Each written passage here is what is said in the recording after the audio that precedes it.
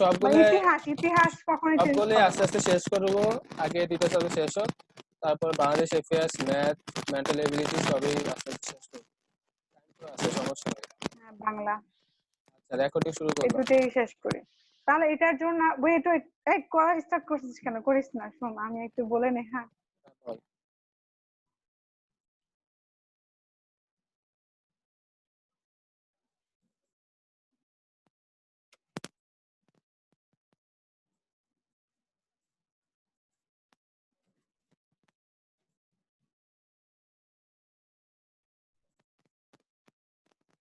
এখানে সবচেয়ে বেশি ইম্পর্টেন্ট হচ্ছে পিরিয়ড দা রেনেসান্স পিরিয়ড, রেনেসাঁ যুগ। এখান থেকে প্রশ্ন আসে, যা জ্যাকোবান এজ, ইলিজাবেথ এজ, এগুলো সবচেয়ে বেশি ইম্পর্টেন্ট। সবচেয়ে বেশি ইম্পর্টেন্ট দা শেক্সপিয়ারিয়ান এজ। এখান থেকে একটা একটা প্রশ্ন আসবেই মাস্ট, মানে দা রেনেসান্স পিরিয়ডের সবগুলা এজ ইম্পর্টেন্ট।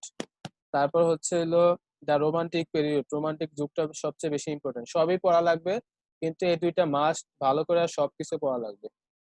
আর এখান থেকে কি কি পড়া লাগবে সেটা হচ্ছে হলো, আপু বলছিল কালকে যে বিখ্যাত উক্তি, তাদের কাব্য সাল, জন্মসাল, জন্মসাল খুবই ইম্পর্টেন্ট। তারপর হইতেছে তাদের কি কি কাব্য তারা সৃষ্টি করছে সেগুলো, আর হইতেছে তাদের বিভিন্ন উক্তি আছে, উক্তিগুলো বেশি ইম্পর্টেন্ট, উক্তিগুলো মুখস্থ করে ফেলতে হবে। প্রথমে শুরু হয়েছে হলো, কি শুরু হয়েছে, দ্য ওল্ড ইংলিশ পিরিয়ড, প্রাচীন যুগ, আর Anglo Saxon period, Anglo Saxon যুগ। এখানে প্রশ্ন এটাও আসে। আমি আরেকটা বই ফলো করছি, এটা হচ্ছে আরেকটা বই, ধর্ম সিরিজের বই, সেটা আমার অর্ধেক পড়া হয়ে গেছে। দ্য ওল্ড ইংলিশ পিরিয়ড, এটা বিসিএস এর প্রশ্ন আসছে কিভাবে, দ্য ওল্ড ইংলিশ পিরিয়ড এর অপর নাম কি? এর অপর নাম হচ্ছে Anglo Saxon period, Anglo Saxon যুগও বলা হয়। অথবা এভাবে আসতে পারে, অ্যাংলো স্যাক্সন পিরিয়ডের অপর নাম কি, দ্য ওল্ড ইংলিশ পিরিয়ড। তারপর ডিউরেশন, ডিউরেশনটা খুবই ইম্পর্টেন্ট। এই যুগের ডিউরেশন কত, 450 থেকে 1066 সাল, মনে রাখতে হবে। 450 থেকে 1066 সাল, কত বছর এটা চলছে এই যুগটা? 550 আর 66 কত হয়? 1116, 550 আর 66, 616 বছর। এভাবে প্রশ্ন আসে যে দা ওল্ড ইংলিশ পিরিয়ডের সময়বৃত্তি কত, 616 বছর। তারপর আমরা প্রশ্ন চলে যাই, which was the oldest period in English literature? Oldest period মানে ইংলিশ সাহিত্যে সবচেয়ে পুরান সাহিত্য, পুরান যুগ কোনটা? অ্যাংলো স্যাক্সন, অ্যাংলো স্যাক্সন, ঠিক আছে।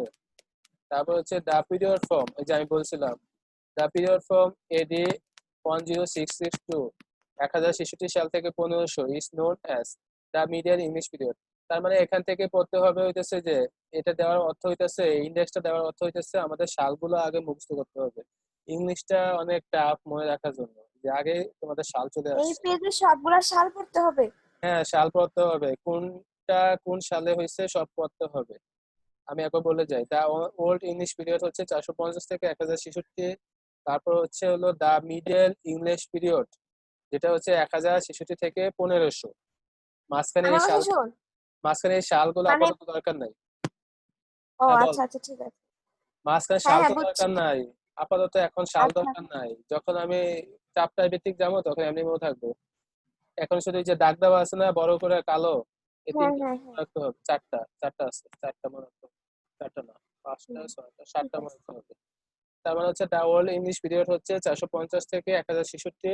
তারপর হচ্ছে ইংলিশ সাহিত্যের মিডল যুগ বলা হয় হচ্ছে 1066 থেকে 1500। আর আমাদের বাংলা, বাংলা কত, বাংলায় যে তোরা কোর্স করছিস এই সেমিস্টারে, মনে আছে বাংলার যুগ কত? 1200 থেকে 1800 সাল বাংলা, আমাদের বাংলা হ্যাঁ হ্যাঁ সাহিত্য। আর 1800। আর প্রাচীন যুগ কত? ডাক্তার শহীদ হ্যাঁ কুমার, ডাক্তার শহীদ কুমার চট্টোপাধ্যায়ের মতে প্রাচীন যুগ কত?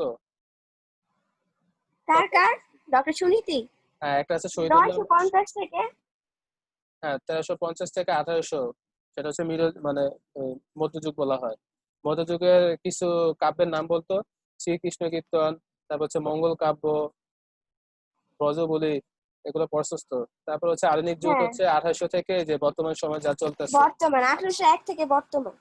আর আধুনিক যুগ থেকে 5-6টা প্রশ্ন থাকবে, প্রাচীন যুগ থেকে 5টা, মধ্যযুগ থেকে 3-4টা। আর প্রাচীন যুগে সবচেয়ে আমাদের পুরাণ সাহিত্য হচ্ছে হলো চর্যাপদ। চর্যাপদ চর্যাপদের কবি কয়জন? কয়জন যেন 24 না না সরি হ্যাঁ ঠিক আছে, 24 জন। 23 বলছিল আবার 24 23 জন অথবা মতান্তরে 24 জন। 24 হ্যাঁ, জন 24 জন 23 জন হ্যাঁ। হচ্ছে ডক্টর শহীদ কুমার চট্টোপাধ্যায়ের মতে, আর 24 জন হচ্ছে শহীদুল্লাহর মতে। ঠিক আছে। আর শহীদুল্লাহর কথা মনে আছে। প্রজাপদ হচ্ছে কোন বংশে সৃষ্টি হয়? পাল বংশে। ঠিক আছে। আমি যখন হ্যাঁ বাংলা সাহিত্য শুরু করবো তখন যেহেতু এটা ইংলিশ সাহিত্যে চলে আসছে সেজন্য একটু ডিফারেন্টটা বুঝালাম যে এই ইংলিশ। পাল নাকি সেন? পাল পাল পাল বংশ থেকে পাল বংশ সৃষ্টি হয়েছে। কারণ হচ্ছে পাল বংশটা ছিল হচ্ছে বৌদ্ধ ধর্মাবলম্বী। ঠিক আছে। তাই বৌদ্ধ। তারা ইন্ডিয়ায় তাই ছিল, কিন্তু ইন্ডিয়ার রাজারা, হিন্দু যারা শাসক, তারা এই যে পাল বংশকে তাড়িয়ে দিছিল। তারা তারপরে নেপালে চলে গেছে। নেপালে চলে যাওয়ার পরে তারা সেখানে চর্যাপদ সৃষ্টি করছে। চর্যাপদ শব্দের অর্থ হচ্ছে গান বা কবিতা। এখন সেজন্যই নেপালে চর্যাপদটা সৃষ্টি হয়েছে। ঠিক আছে। নেপালের নেপালের রাজ দরবারে। হ্যাঁ, নেপালের রাজদরবার থেকে। এটা কারণ। ঠিক আছে। পাল্লা সৃষ্টি করছে। বুঝতে পারছস? হুম। বাংলা সাহিত্য আর নিয়ে সমস্যা নাই, বাংলা সাহিত্য আমি যখন শুরু করবো তখন হবে। তাহলে আমি ডিফারেন্সটা বুঝাইলাম যে 600 থেকে 1200 সাল হচ্ছে হলো বাংলা সাহিত্যে, 600 থেকে 1200 সাল হচ্ছে প্রাচীন যুগ। আর ইংলিশ সাহিত্যে প্রাচীন যুগ হচ্ছে 450 থেকে 1066 সাল। ডিফারেন্সটা মনে রাখতে হবে। 650 না 600, হ্যাঁ 600 না 650? 650 নাকি? হ্যাঁ 650 থেকে 1200 সাল। 650 হচ্ছে ইয়ার মতে আহ, আহ, মহা শহীদুল্লাহর মতে, শহীদুল্লাহ। ডক্টর মোহাম্মদ শহীদুল্লাহর মতে।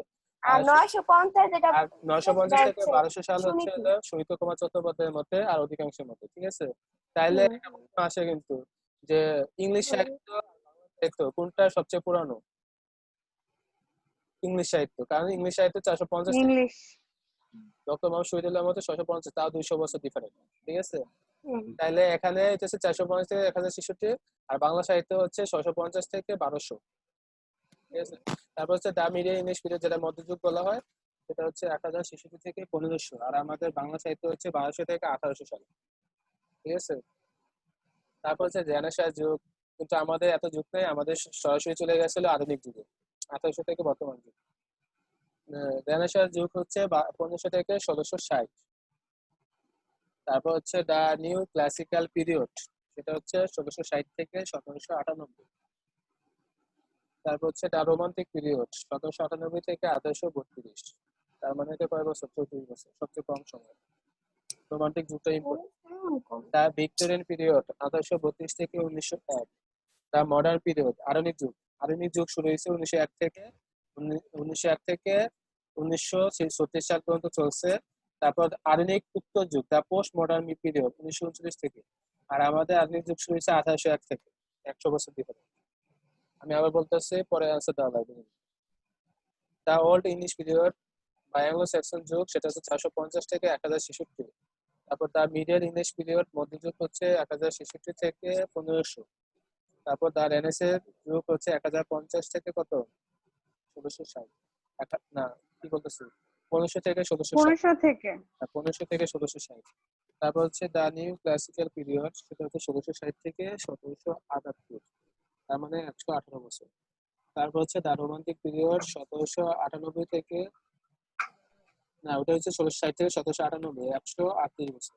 আর এটা হচ্ছে 1798 থেকে 1832, সবচেয়ে কম বছর, 34 বছর রোমান্টিক যুগটা। 1798 থেকে 1832। তারপর হচ্ছে দা ভিক্টোরিয়ান পিরিয়ড, সেটা হচ্ছে 1832 থেকে 1901। দা মডার্ন পিরিয়ড, আধুনিক যুগ হচ্ছে 1901 থেকে 1939।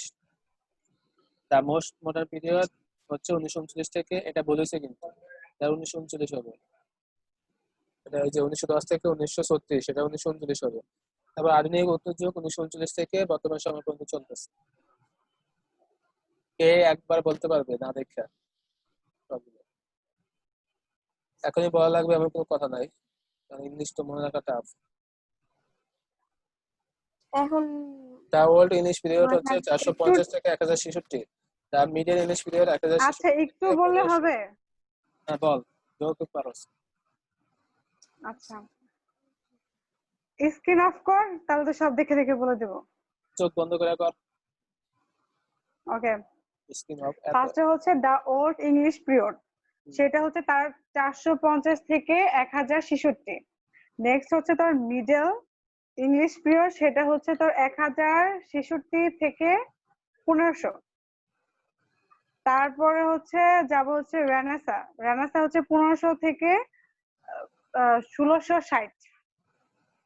তারপর হচ্ছে হচ্ছে নিউ কি জানি ছিল এটা, নিউ ক্লাসিক্যাল পিরিয়ড। ক্লাসিক হ্যাঁ ওটা হচ্ছে তোর 1660 থেকে 1700 কত 98 ছিল, হ্যাঁ 1798। তারপর তারপরে রেনেসা, তারপর রেনেসা ছিল কি 1798 থেকে 1832 হবে। হ্যাঁ তারপর এটা কি তা ভিক্টোরিয়ান মডার্ন না পিরিয়ড। ছিল? না না না। ভিক্টোরিয়ান পিরিয়ড ছিল। তাহলে ওই যে 1832 থেকে স্টার্ট হয়ে যাবে 1901।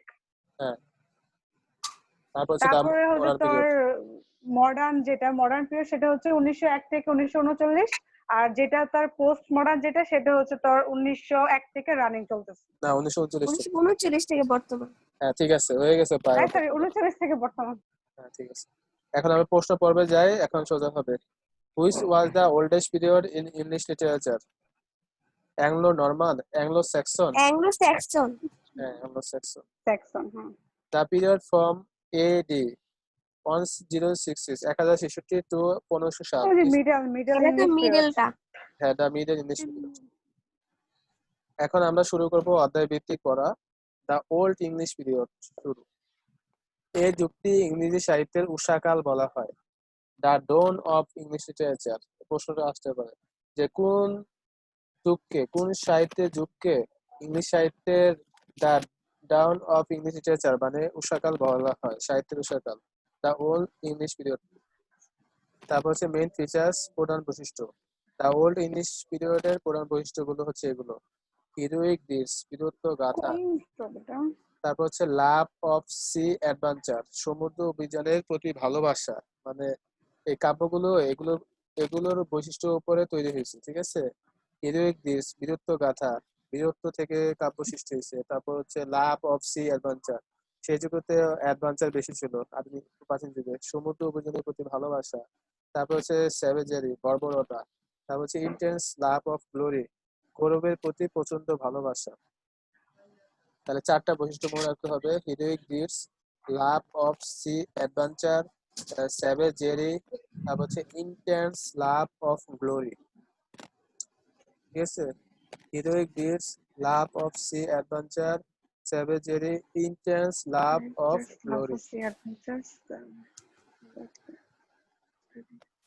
তারপর main writers and their works. এই যে আমি বলছি রাইটার গুলো, তাদের ওয়ার্ক গুলো খুবই ইম্পর্টেন্ট। তাদের বিভিন্ন ছদ্মনাম আছে, সেগুলো বেশি ইম্পর্টেন্ট।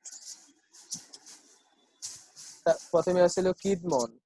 কিডমন হচ্ছে ইংলিশ সাহিত্যের প্রথম কবি। কিডমন 7ম শতকের কবি, অ্যাংলো স্যাক্সন যুগের মিল্টন হিসেবে পরিচিত। এটা হচ্ছে অ্যাংলো স্যাক্সন যুগের মিল্টন বলা হয়, মিল্টন বলা হয়। কিডমনকে কি বলা হয়? মিল্টন বলা হয়। তারপরে তার অনেকগুলো কি আছে, এক্সোডাস, জুডিথ, জেনেসিস, এগুলো হচ্ছে তার কাব্য। ওয়ার্ক, ওয়ার্ক বলা হয় যেগুলোকে। ওয়ার্ক মানে হচ্ছে কাজ, কাজ বলতে কাব্য। Genesis, Exodus, Judith. Genesis, Exodus, Judith কিডমনের কাজ। Genesis, Exodus, Judith. তারপর হচ্ছে ক্যানে উলফ। ক্যানে উলফে বলা হয় Juliana Elene, the fates of the apostles. মানে হচ্ছে অ্যাপোস্টেলস অর্থ হচ্ছে দূত অথবা প্রচারক। কি লাগছে? যিশু কর্তৃক নির্বাচিত দুইজন। কাব্য কবিতা, এগুলো হচ্ছে তার কাব্য আর অথবা কবিতা ক্যানে উলফের। আমার কথা শুনতেছস? এগুলো সব মুখস্থ করতে হবে। হ্যাঁ মুখস্থ করতে হবে, বোরিং। আমি তো এই যে একা একা পড়ি এগুলো, সেজন্য আর ধৈর্য কুলায় না। একা একা আর কত ধৈর্য হয়। সেজন্যই তো ওদের এ বাবা, কিডমন প্রথম নাম শুনছি। হ্যাঁ, সামনে আরো আসতে আসছে। ইংলিশটা সবচেয়ে হার্ড, মনে থাকে না। কিডমন হচ্ছে তার মিল্টন নামে পরিচিত। আমার বারবার রিভিশনের উপর থাকা লাগবে, এগুলো তো করার নাই। আমি যেদিন একটাই নাম জানতাম না, কয়েকটা নাম জানতাম। শেক্সপিয়ার নাম জানছি, এখন নাম নতুন। জানছি। হ্যাঁ, কিডম্যান হচ্ছে জেনেসিস, এক্সোডাস, জুডিথ। ওই যে আমরা পড়ছিলাম না, ওই যে ইংলিশ লাস্টের ইয়াটা আচ্ছা, আমি একটা কোশ্চেন কোর্স করি। করছিলাম না, মনে আছে না আমার একটা গল্পগুলা? কোশ্চেন শোন। হ্যাঁ বল। এই যে বিভিন্ন যে জব, মানে এক্সাম হবে, যে এক্সাম হয়, হ্যাঁ, সেখানে কি ইংলিশ লিটারেচারের উপরে কোশ্চেন হয়? অবশ্যই হয়। কি বলস? মানে সেটা কি ডিপলি কোশ্চেন হয়, না যে শুধু শেক্সপিয়ার মানে কয়েকজন নোন যারা আছে ওদেরটা বললেই হয়? এই যে এখানে যা আছে সবই পড়া লাগবে। এটা বললে ওটা প্রিপারেশন হয়ে যাবে না? হ্যাঁ, বিসিএস এ প্রিপারেশন নিলে তোর সব ছোট ছোট যা সরকারি চাকরি আছে, সব আর প্রিপারেশন তুমি হয়ে যাবে। কয়টা পরীক্ষা দাও না কেন? তুমি তো প্রিপারেশন নিচ্ছ, ভালো ভালো এক্সাম দিতে পারো না? আমার কি আমার কি পড়ালেখা শেষ হয়েছে বিএসসি বা তো অনার্স? অনেক এক্সাম দিয়ে দিয়ে ট্রাই করতে পারিস তো নিজের নলেজটা। ও, সেটা সেটা তো দেই আমি। কোচিং এ তো এখন অফ। কোচিং এ তো এক্সাম হয়, কোচিং এ না, তো যেমন আমি তোর বলি, যেমন এই যে প্রাথমিক শিক্ষা যে পরীক্ষা হবে, নিয়োগ বিজ্ঞপ্তি, সেখানে তো পরীক্ষা দিতে পারিস। সেখানে আমি পরীক্ষা দিব কেন? সেখানে তো ইন্টার পাস হুম, পাস করে যারা তারা পরীক্ষা দেয়। আমার এত প্রেশার না, দরকার বলছি নেই এখন। ক্যাটাগরি আছে শুধু। হ্যাঁ, আমার 4 বছর শেষ হোক, আমার অনার্স শেষ হোক, তারপরে আমি শুরু করব। ও আচ্ছা, ঠিক আছে। তখন সব জায়গায় তাই। পরীক্ষা দেবো, সমস্যা নাই। Cynewulf, Juliana Elene, the fates of the apostles. মনে থাকবো? Juliana Elene, the fates of the apostles. English অনেক ধীরে গতিতে আগাতে হবে, কারণ অনেক টাফ, বুঝতেছস। টাফগুলো মনে রাখতে হবে। কিডম্যান হচ্ছে Genesis, Exodus, Judith. Genesis, Exodus, Judith. তারপর হচ্ছে ক্যানেউফ হচ্ছে Juliana Elene, the fates of the apostles. তারপর হচ্ছে অ্যাডাম বেডে, সেটা হচ্ছে প্রথম ইতিহাসবিদ, ফার্স্ট হিস্টোরিয়ান। খুবই ইম্পর্টেন্ট, এই যে ইস্টার দেওয়া আছে। প্রথম ইতিহাসবিদ। The ecclesiastical history of the English, ধর্মীয় ইতিহাসবিদ। এক্লিসিয়াস্টিক্যাল কি উচ্চারণ রে বাবা? খাজকীয় অথবা গির্জা সম্পর্কিত। এক্লিসিয়াস্টিক্যাল হচ্ছে খাজকীয় অথবা গির্জা সম্পর্কিত, এটা অর্থ।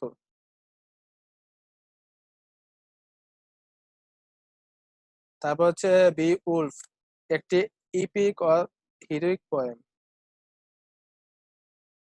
জার্মান সম্প্রদায়ের সর্বপ্রাচীন মহাকাব্য। বি উলফ, হচ্ছে জার্মান সম্প্রদায়ের সর্বপ্রাচীন মহাকাব্য। প্রথম দীর্ঘতম ইংরেজি কবিতা। এতে 3200 লাইন আছে, যেগুলো গোল দাগ আছে এগুলো সবচেয়ে ইম্পর্টেন্ট। বি উলফ সর্বপ্রাচীন মহাকাব্য, প্রথম দীর্ঘতম ইংরেজি কবিতা। এতে 3200 লাইন আছে। দীর্ঘতম ইংরেজি কবিতা, দীর্ঘতম। এটা হচ্ছে ইপিক মানে মহাকাব্য, ঠিক আছে। তারপর হচ্ছে দ্য ওয়াইফস কমপ্লেন, স্ত্রীর অভিযোগ। দ্য সি ফেরার, নাবিক। দ্য ওয়ান্ডারার, ইতস্তত ভ্রমণকারী। শেষ। আমি বলতেছি আবার, কিডমনের হচ্ছে 7ম শতকের কবি, অ্যাংলো স্যাক্সন যুগের মিল্টন হিসেবে পরিচিত। তার কাব্য হচ্ছে জেনেসিস, এক্সোডাস, জুডিথ। তারপর হচ্ছে ক্যানে উলফ, তার কাব্য হচ্ছে Juliana Elene, the fates of the অ্যাপোস্টেলস।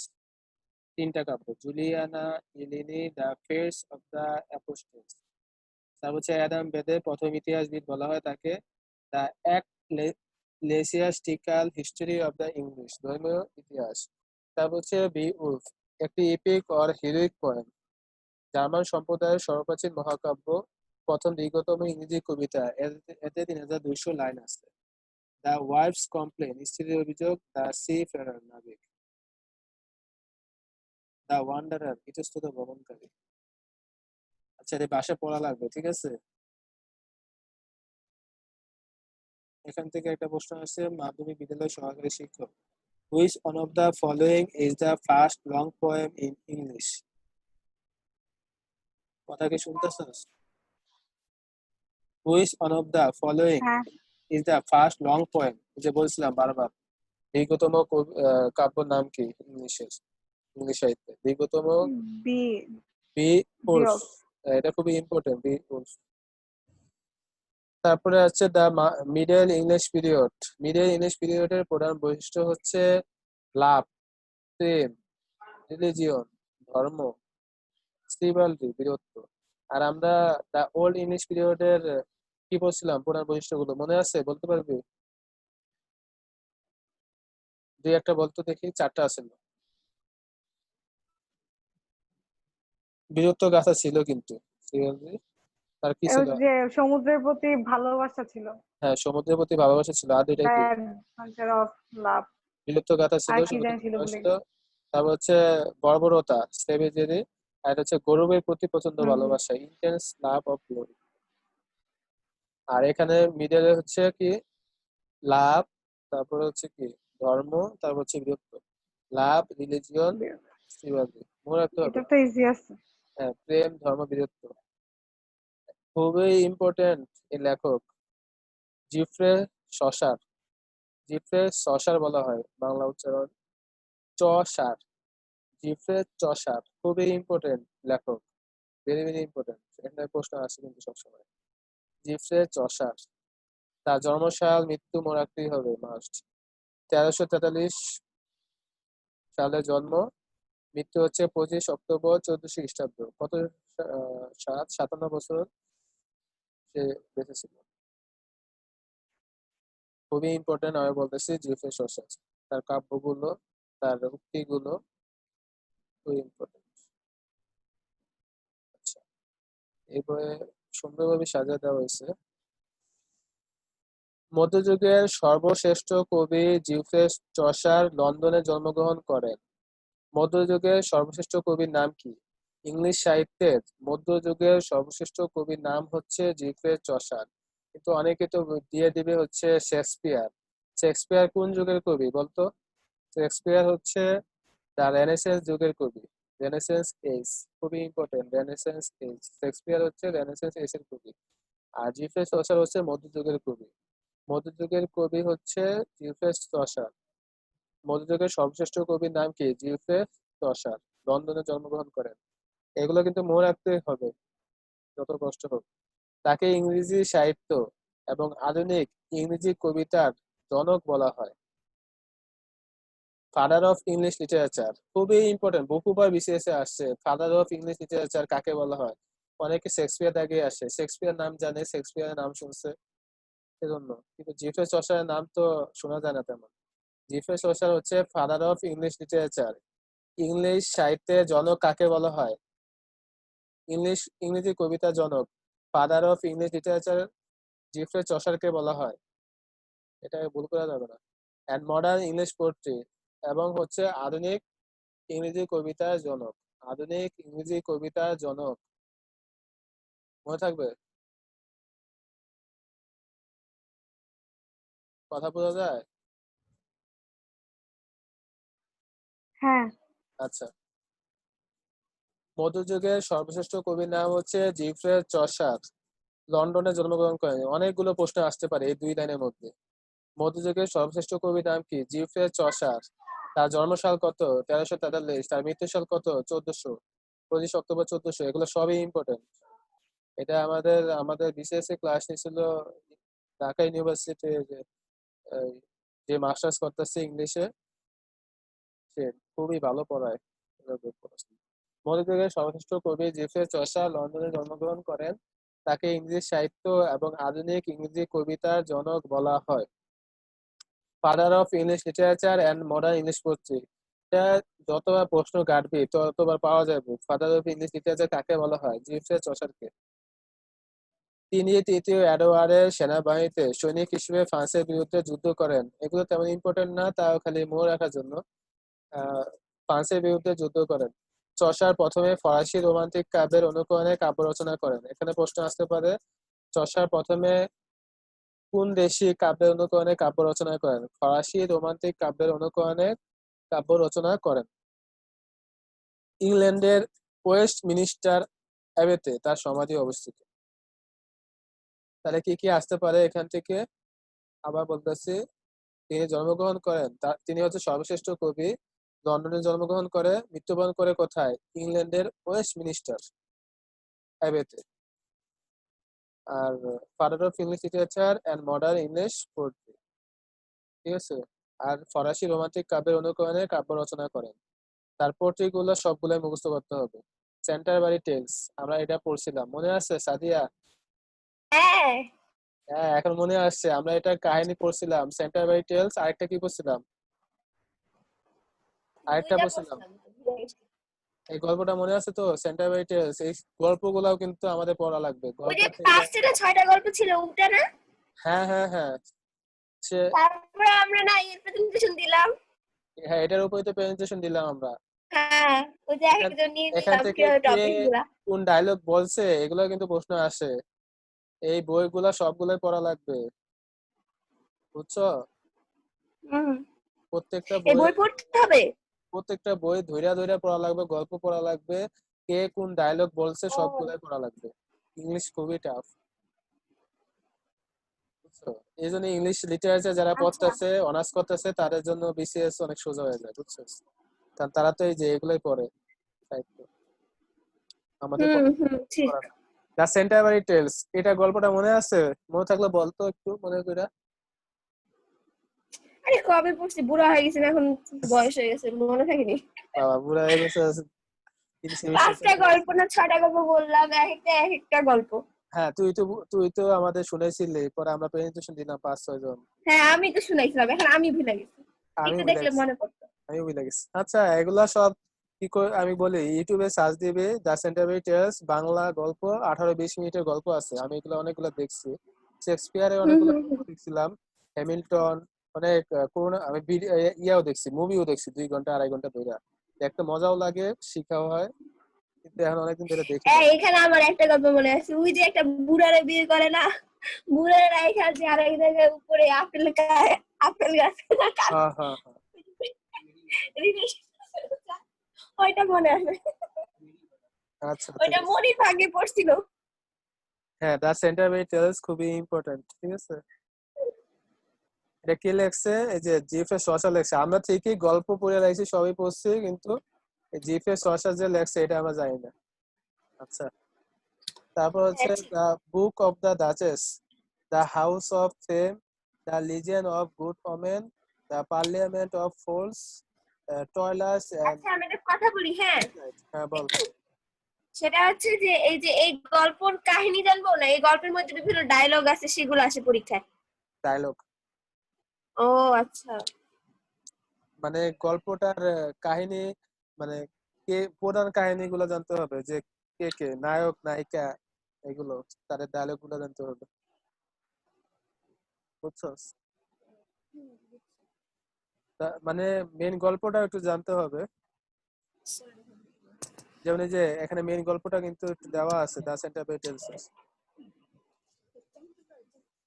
The Canterbury tales, the book of the duchess, the house of fame, the legend of good women. আমি একটা কথা বলি, এখানে সবগুলো গল্প জানতে হবে না, দ্য সেন্টারবারি টেলস জানলেই হবে এখানে গল্পটা। মানে যে গল্প সম্পর্কে বলে দেওয়া আছে, যেমন দ্য সেন্টারবারি টেলস সম্পর্কে বলে দেওয়া আছে, আর কোনো গল্প বলে দেওয়া আছে এখানে? লক্ষ্য করি না, আর নাই। সুতরাং এটাই পড়তে হবে, দ্য সেন্টারবারি টেলসটাই আমাদের জানতে হবে। সেজন্য আমাদের পাঠ্য বই করছিল। শুধু এটা পড়তে হবে? হ্যাঁ, শুধু দ্য সেন্টারবারি টেলসটা করতে হবে। আচ্ছা ঠিক আছে। কিন্তু জানতে হবে 6টা, এই যে এই জিএফএস সসারের যে এখানে কয়টা আছে, 6টা কবিতা যে আছে, কাব্য আছে, এই 6টা গল্প মুখস্থ করতে হবে।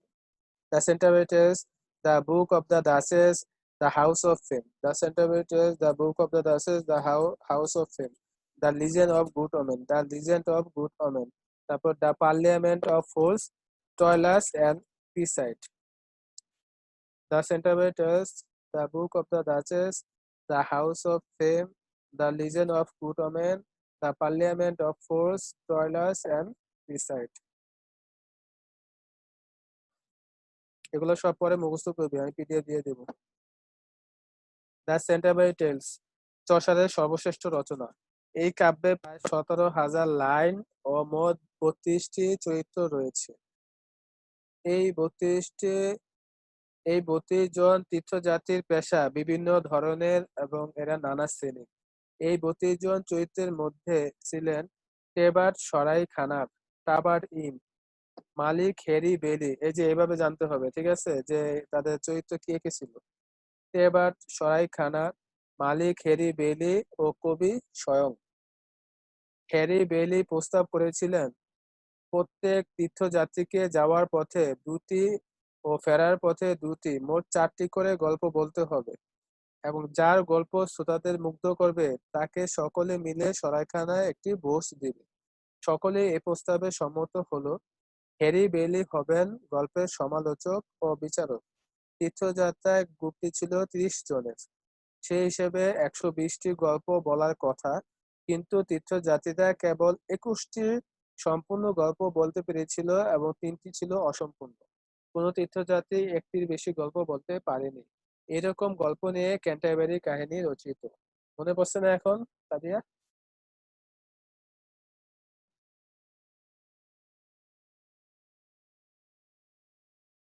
আমি আবার বলতেছি। দ্য সেন্টারবারি টেলস চসারের সর্বশ্রেষ্ঠ রচনা। এই কাব্যে কতগুলো লাইন আছে? 17,000 লাইন আর 32টি চরিত্র। তীর্থযাত্রীর পেশা বিভিন্ন ধরনের। এটা হচ্ছে একটা যে আহ, ভ্রমণ কাহিনী আর কি। এই 32 জন চরিত্রের মধ্যে ছিলেন টেবার্ট সরাইখানার, টাবার্ট ইন, মালিক হ্যারি বেইলি ও কবি স্বয়ং। মনে রাখতে হবে, সরাইখানার মালিক হ্যারি বেইলি ও কবি স্বয়ং। হ্যারি বেইলি প্রস্তাব করেছিলেন হ্যারি বেইলি প্রস্তাব করেছিলেন, যিনি ছিল কি মালিক হ্যারি বেইলি, মানে প্রধান চরিত্র। প্রত্যেক তীর্থযাত্রীকে যাওয়ার পথে দুটি ও ফেরার পথে দুটি, মোট 4টি করে গল্প বলতে হবে। কয়টা করে গল্প বলতে হবে? প্রত্যেক তীর্থযাত্রীকে 2টা করে, যাওয়ার পথে 2টা, আসার পথে 2টা, মোট 4টি করে গল্প। এবং যার গল্প শ্রোতাদের মুগ্ধ করবে তাকে সকলে মিলে সরাইখানে একটি ভোজ দিবে। সকলে এই প্রস্তাবে সম্মত হলো। হ্যারি বেইলি হবেন গল্পের সমালোচক, মানে গল্পটা কি সঠিক আছে না ভালো আছে না মিষ্টি মধুর আছে সেটার সে যাচাই করবে। কে যাচাই করবে? হ্যারি বেইলি যাচাই করবে। ঠিক আছে। তারপর তীর্থযাত্রায় গ্রুপটি ছিল হচ্ছে 30 জনের। তাহলে মোট গল্প হওয়ার কথা কয়টা? 120টা না? 4টা করে হলে 4 গুণন 30, 120টা। কিন্তু গল্প বলতে সক্ষম হয়েছিল মাত্র 21টি গল্প সম্পূর্ণ হয়েছিল, আর 3টি ছিল অসম্পূর্ণ। কোনো তীর্থযাত্রী একটির বেশি গল্প বলতে পারেনি। এরকম গল্প নিয়ে ক্যান্টারবারির কাহিনী রচিত। এটুকু বলে তুই না, আমাদের তো আর ফুল মুভি বা সম্পূর্ণ গল্প পাওয়া লাগবে না, এগুলো জানতে জানতে পারলেই না। বুঝা গেছে? শশার হচ্ছে দ্য সেন্টারবারি টেলস লেখছে, the book of the duchess লেখছে, দ্য হাউস অফ ফেম লেখছে, the legend of good women, the parliament of fowls, Troilus and রিসার্চ। এর মধ্যে সেন্টারবারি টেলসটা আমাদের জানতে হবে। আবার বলতেছে কম করে পড়ায়, কিন্তু মনে রাখতে হবে father of English literature and modern English পড়তে হচ্ছে জোসেফ চসার। তিনি ছিল মধ্যযুগের সর্বশ্রেষ্ঠ কবি। চসার প্রথমে ফরাসি রোমান্টিক কাব্যের অনুকরণে কাব্য রচনা করেন। আমরা আর আগাবো না। আর কি আগাবো?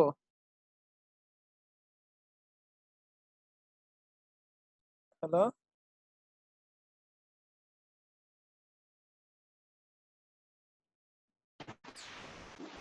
না, দরকার নেই, এই দুটি আনো। হ্যাঁ, ডেইলি সায়েন্স আর এটা অনেক পড়া হয়েছে। এখন আমি একটু রিভিশন দিতে আসছি প্রথম থেকে, কি কি পড়ানো হয়েছে ইংলিশ। এই যে প্রথমে পড়ানো হয়েছিল দ্য ওল্ড ইংলিশ পিরিয়ড, প্রাচীন যুগের ডিউরেশন 450 সাল থেকে 1066, যেটা ছিল আমাদের হচ্ছে 650 থেকে 1200, যেটা বাংলা সাহিত্যের প্রাচীন যুগ। তারপর হচ্ছে দ্য মিডল ইংলিশ পিরিয়ড, সেটা হচ্ছে 1066 থেকে 1500, আমাদের বাংলা সাল ছিল 1200 থেকে 1800। তারপর হচ্ছে দ্য রেনেসান্স পিরিয়ড 1500 থেকে 1760। তারপর হচ্ছে দ্য নিউ ক্লাসিক্যাল যুগ 1660 থেকে 1798। তারপর হচ্ছে দ্য রোমান্টিক পিরিয়ড 1798 থেকে 1832। তারপর দ্য ভিক্টোরিয়ান পিরিয়ড 1832 থেকে 1901। দ্য মডার্ন পিরিয়ড 1901 থেকে 1939। দ্য পোস্ট মডার্ন পিরিয়ড 1929 থেকে বর্তমান সাল পর্যন্ত। তারপর দ্য ওল্ড ইংলিশ পিরিয়ডের বৈশিষ্ট্য: heroic deeds, love of sea adventure, savagery, intense love of glory. তারপর কিডমনের সাহিত্যপোথি Genesis, Exodus, Judith, Cynewulf, Juliana, Elene, the fates of the হেফেস্টিয়াস। অ্যাডাম বেডে হচ্ছে প্রথম ইতিহাসবিদ। তারপর জিফে সসেজ নিয়ে বলা হয়েছে। ওকে, এগুলোই তোরা পড়বি। কালকে মিটিং করা হবে বিকাল 4টায়। ডেইলি সায়েন্স যতটুকু পড়ানো হয়েছে প্লাস এগুলো আমি পিডিএফ দিয়ে দিব একটু পরে ইংলিশটা, আচ্ছা ঠিক আছে। আর রেকর্ডটাও দিয়ে দিব, ঠিক আছে? চারটাই ভালো হয়। হ্যাঁ হ্যাঁ, চারটাই ভালো হয় আমার। রাতে হ্যাঁ, যাবো আবার। 4টা বাজে শুরু করব, গ্রুপে বলে দিতেছে। আর ঠিক আছে তাহলে, গুড নাইট। আচ্ছা, good night. আচ্ছা, আল্লাহ হাফেজ। আল্লাহ হাফেজ।